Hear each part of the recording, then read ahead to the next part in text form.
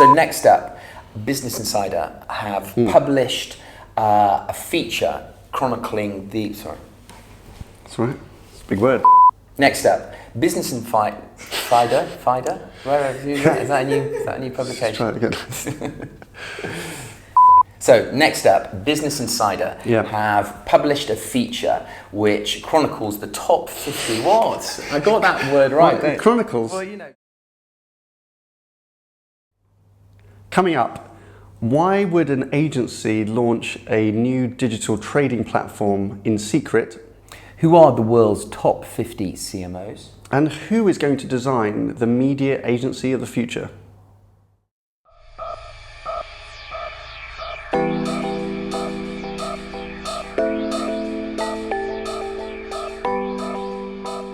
Hello and welcome to IDCOM's Media Snack, episode 53. Today we're going to report on the fact that one of the big media agency networks has launched a non-disclosed digital trading platform, but seem to be doing it in secret, and we wonder why. We're going to cover off a brilliant article that came out of Business Insider that reviewed the top 50 CMOs in the world. Yep. And there's been there's a perennial question about the agency of the future. It seems to be kind of gathering pace again. Who is going to decide what the future media agency looks like? All coming up on today's Media Snack in just the time it takes to eat a sandwich. Okay, first up today, happy birthday, because I think we've just done a whole year worth of Media Snack. We seem to have done 53 episodes in a year somehow. You did 2 in 1 week. I don't know, good for me. So anyway, we're in year 2, stick with us, long way to go still.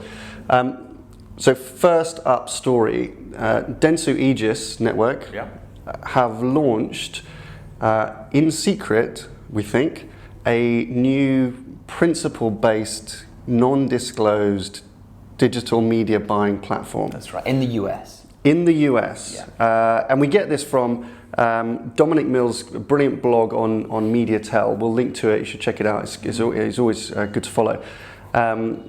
He's seen a kind of a leaked presentation that Denso Aegis are taking amongst US-based clients at the moment with a new proposition, which is called Agile Advantage. That's right, exactly. And I mean, as Dominic suggests, it's a bit of a mirror of the kind of Xaxis, GroupM Xaxis-based model.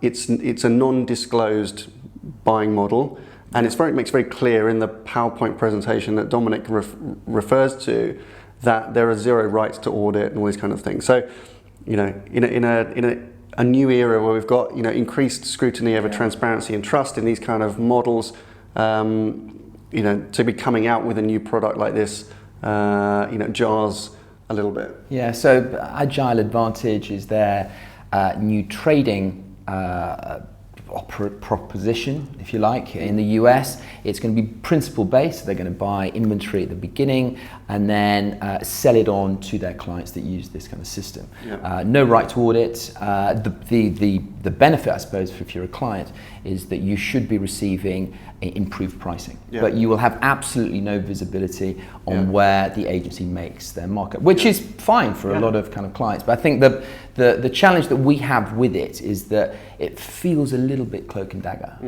They haven't gone to launch with this buying operation, with this new trading platform. It feels a little bit secretive, a bit mysterious at a time when everybody's begging for a little bit more transparency and openness. And that's the thing that's quite peculiar. And and as Dominic raises, I mean, it's not mentioned on any Denso Aegis kind of websites or resources. So, why would you launch it so secretively? It's a kind of strange one. Maybe they're just floating it by. But I think we'll follow it. We'll follow it as a story and see if there's any more news about it in the future. Indeed. Next up, Business Insider published a feature on the top 50 CMOs in the world, and you contributed to that discussion. I did, yeah. It's a really good piece of work, not because I was anything to do with it, actually, but Lara O'Reilly at Business Insider, it's an epic piece of work. They've created a very long list of the world's top 50 CMOs, and I was asked to sit on the advisory board of that, and very happy to kind of contribute. What they did, I thought was really interesting, was they've segmented CMOs down to like different kind of personality types or profiles. which Lara called the connectors, the rebels, the integrators, and the storytellers. Very good. It's definitely worth a good read through because there's a profile piece on each of the 50. I think the most notable thing, if you look at all the brands on it, is that it's really a mix of the old and the new. I mean, you can really see these are not. I mean, of course, there's the world's biggest brands on there, all the kind of the big companies that you'd imagine, but loads of like newer businesses that the Google and Netflix are 1 and 2 in this kind of ranking. There's loads of kind of new emerging brands as well that have come in, like Airbnb and people like that. So, very exciting list. And also in profiling these marketing leaders, there was a clear distinction between how they were described in terms of their backgrounds and whether media versus advertising was featured in their summary. Yeah, well, we did a quick little tot up. The word media appears 25 times amongst all these profiles, whereas the word advertising appears only 17 times. Now, read into that what you will. But I think perhaps it's indicative that, as we keep talking about, media is rising in priority within organisations. CMOs now actively getting into kind of participating in taking control of media decision making. That's right. And it's having a knock-on effect. I think, we're going to come on to talk about agency of the future. I think what's interesting about a list like this is that these are the 50 people that we need to be listening to. Yeah. Okay, these are the 50 people who are setting the narrative for the world's most interesting and exciting and ambitious brands. And the narrative increasingly is referring to media. And if we're wondering about how the global media industry is going to change, it's going to be driven by the narrative that comes from these 50 and others, but let's look at these 50 people.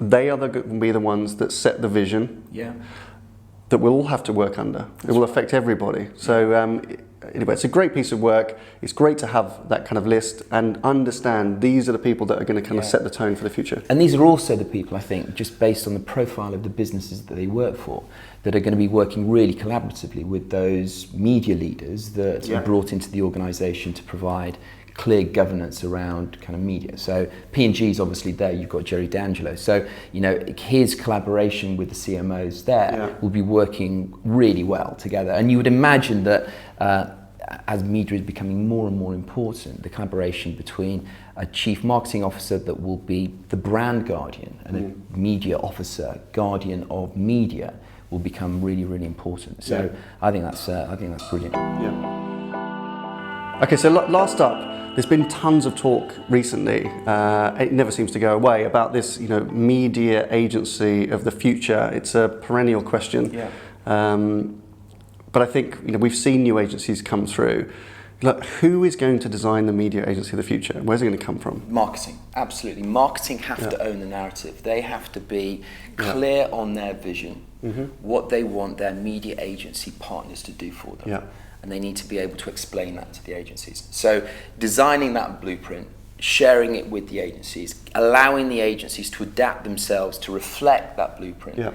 But it's marketing that needs to own that.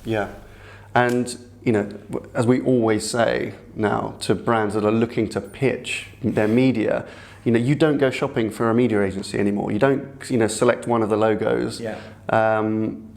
The agencies need to be far more agile to respond and adapt to the specific design and requirements from the marketer side.